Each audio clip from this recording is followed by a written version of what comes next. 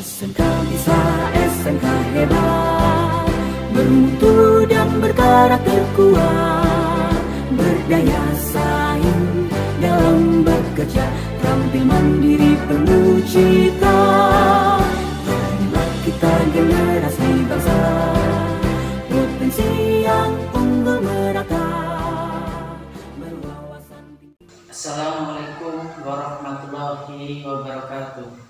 Tabipun, izinkan untuk memperkenalkan diri. Nama saya Eko Taryono atau bisa dipanggil dengan Pak Eko.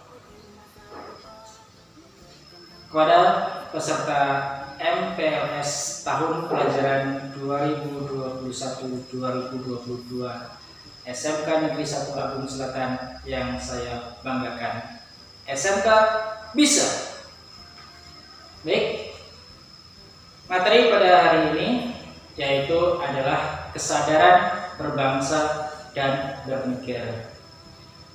Indonesia adalah negara yang sangat besar. Indonesia adalah negara kepulauan yang terbentang dari Sabang sampai Merauke. Kita sebagai masyarakat Indonesia menjalankan amanat Pancasila dan undang-undang, yaitu untuk menjaga keutuhan wilayah negara kita, baik dari internal maupun dari eksternal.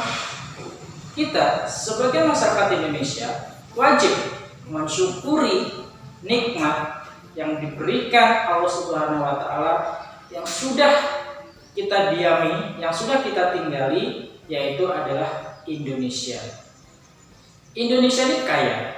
Indonesia ini kaya akan kekayaan sumber daya alamnya yang berbeda dengan negara-negara lain.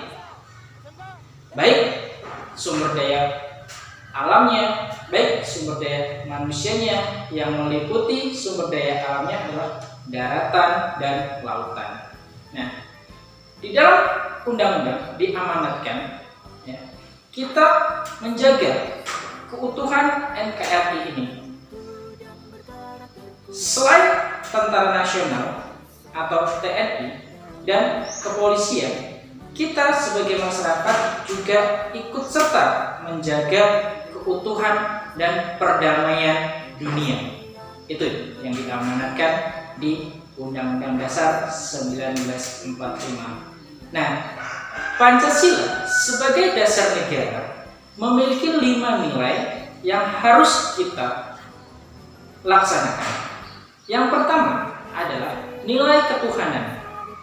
Ketuhanan yang Maha Esa. Sudah jelas, ketuhanan yang Maha Esa di sini berarti kita sebagai manusia yang memiliki keyakinan, kepercayaan, dan agama wajib memeluk dan meyakini agamanya masing-masing dengan cara beribadah masing-masing. Nah, itu sudah jelas ya. Sila pertama. Sila kedua, kemanusiaan yang adil dan beradab. Kemanusiaan yang adil dan beradab, kita berbicara manusia. Kita sebagai manusia, makhluk sosial ya. Makhluk sosial yang diciptakan yang paling sempurna ya. Akal, pikiran. Nah, kita harus melaksanakan itu. Kita sebagai manusia adalah sebagai manusia yang berakhlak, beradab ya, memiliki sikap, moral, tanggung jawab, jujur gitu. Itu sebagai peranan dari sila kedua. Sila ketiga, salah satu contohnya adalah persatuan Indonesia. Persatuan Indonesia, Indonesia adalah negara kesatuan. Negara kesatuan adalah negara dari beberapa kumpulan-kumpulan wilayah, dari Sabang sampai Merauke. Artinya Indonesia itu sangat luas, Indonesia itu sangat besar ya.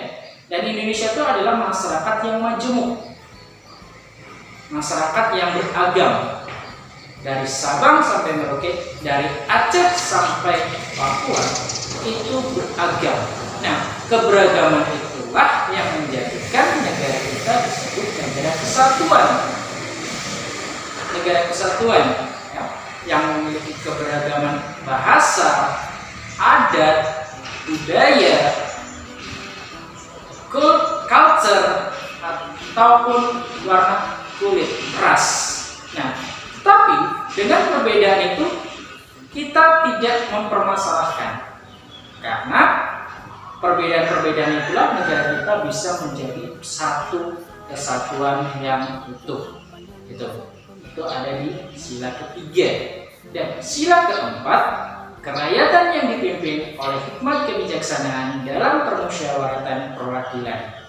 Kita, negara ini memiliki wakil rakyat dan memiliki peranan dalam pemerintahan. Siapa saja peranan dalam pemerintahan itu? Yang pertama adalah eksekutif. Eksekutif jelas presiden. Apa itu? Siapa itu presiden? Sebagai kepala negara dan sekaligus sebagai kepala pemerintahan. Eksekutif. Yang kedua, yudikatif, yaitu adalah peranan lembaga hukum. Ada MA, MK, dan KY. Nah, yang ketiga adalah legislatif. Siapa legislatif itu? DPR, MPR, DPD, DPRD, dan lain-lain. DPR, MPR, dan DPRD itu adalah sebagai wakil rakyat, sebagai tangan kanan dari rakyat, penyambung lidah rakyat. Itu adalah peranan-peranan lembaga-lembaga negara yang tertuang di dalam Pancasila, yaitu sila keempat. Dan sila kelima, keadilan sosial bagi seluruh rakyat Indonesia. Keadilan, kita berbicara keadilan. Seorang pemimpin diamanatkan memiliki sikap adil. Adil terhadap bawahannya, adil terhadap rakyatnya, adil terhadap negaranya. Jadi kesimpulannya adalah seorang pemimpin harus memiliki jiwa yang adil. Nah, kita kembali lagi ke kesadaran berbangsa dan bernegara. Masyarakat Indonesia memiliki tantangan yang sangat panjang dan memiliki PR yang sangat banyak ke depannya. Indonesia sekarang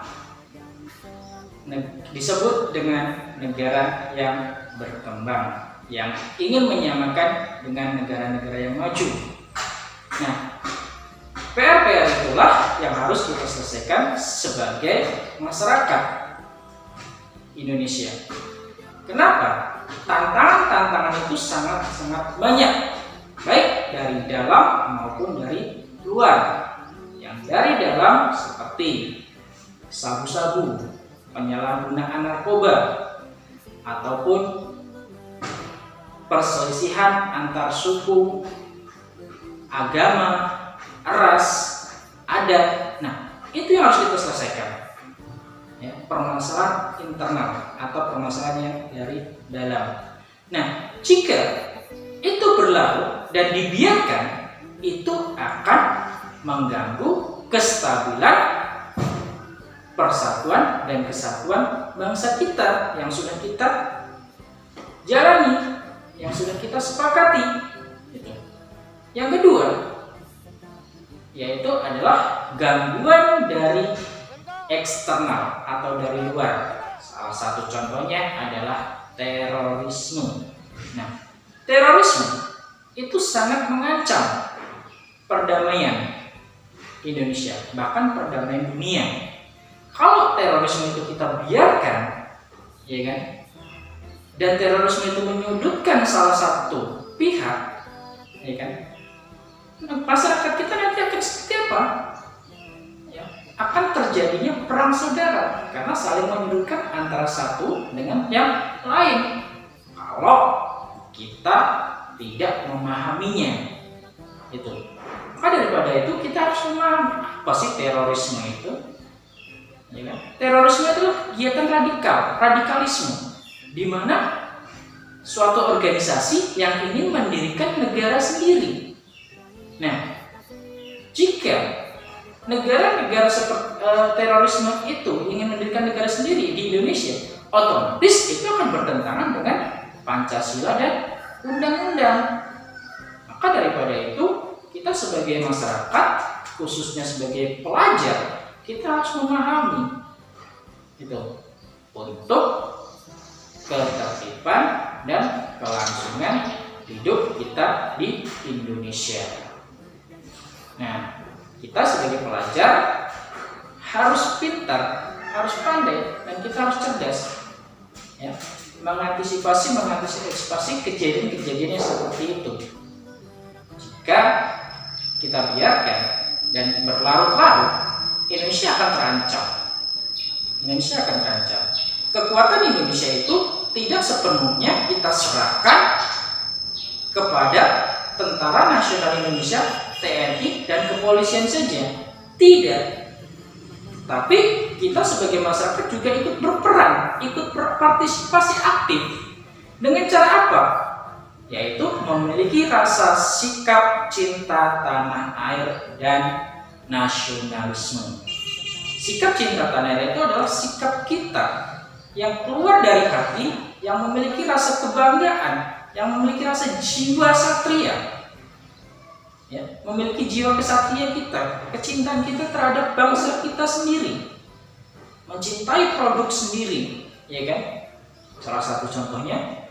Nah, yang nasionalisme, kita harus membuka wawasan kita. Wawasan kebudayaan bangsa kita itu sangat luas. Ya. Karena apa? Negara kita itu adalah negara kultur, negara yang beragam. Kita tidak bisa melihat dari sudut pandang A, kita tidak bisa melihat dari sudut pandang B. Karena Indonesia itu beragam, baik dari kebudayaan, bahasa, adat, suku, dan sebagainya. Tetapi dengan keberagaman tersebut, apakah itu menjadi perselisihan? Tentu saja tidak. Dengan perbedaan-perbedaan itulah menjadikan kesatuan dan persatuan bangsa kita yang bertahan hingga sekarang ini. Nah, sekarang kita memasuki zaman era globalisasi, di mana tantangan-tantangan sekarang yang kita jalani ini lebih berat. Ya, kita tidak sadar bahwasanya kita sekarang ada di posisi terjajah. Terjajah dari apa? Kan terjajah secara langsung, perang secara fisik tidak. Tapi kita terjajah melawan kebodohan. Kita sadar adanya gadget, ya, kemajuannya internet, teknologi, ada sisi positif dan sisi negatifnya. Ya, kalau kita tidak mampu menyaring, memfilter, ya, kemajuan teknologi itu, ya, itu kita akan menyesatkan. Tapi kalau kita bisa melihat dari sisi positifnya, menggunakannya, insya Allah itu juga akan menjadi kemajuan bangsa Indonesia. Nah, itu. Jadi kesimpulannya adalah kita sebagai masyarakat harus pandai, ya, mempelajari, melihat, menimbang, ya kan, terhadap ancaman-ancaman yang ada di negara kita. Nah, maka daripada itu kita akan berbicara seorang pelajar, siswa, ya, setiap hari diberikan pelajaran, materi, pemahaman. Harusnya ia lebih aktif, ya kan? Ia harus lebih cerdas, lebih pintar membedakan mana yang baik dan mana yang tidak. Itu seorang pelajar yang seperti itu. Dan pelajar itu dituntut untuk aktif. Ya. Pelajar itu dituntut untuk aktif. Karena apa? Kemajuan, perkembangan zaman itu nantinya diserahkan kepada pemuda itu, pelajar itu. Seperti yang dikatakan Soekarno-Hatta kepada Soekarno, maju mundurnya bangsa Indonesia itu terletak pada tangan-tangan pemudanya. Kalau pemudanya itu lemah, ya, mudah menyerah, Indonesia akan roboh, Indonesia akan hancur. Akan tetapi kalau pemudanya semangat, ya kan, berjiwa kesatria, ya kan, mencintai rasa patriotisme, Indonesia merdeka. Indonesia akan sama dengan negara-negara yang berkembang, negara-negara yang maju. Nah, itu makanya semua berawal dan berasal dari hati. Baik sebagai masyarakat ataupun sebagai pelajar, jika sudah memiliki rasa hati yang cinta terhadap bangsanya, Indonesia akan hebat. Indonesia akan maju.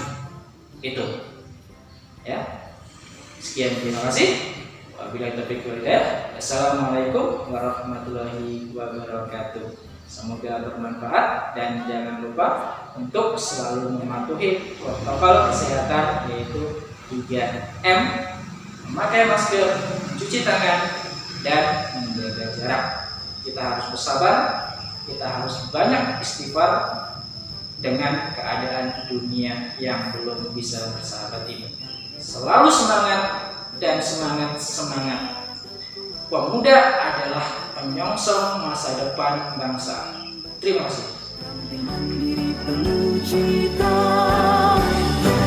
Kita generasi bangsa, potensi yang unggul merata, berwawasan tinggi, berbudi mulia, giat belajar, selalu berusaha. SMK bisa.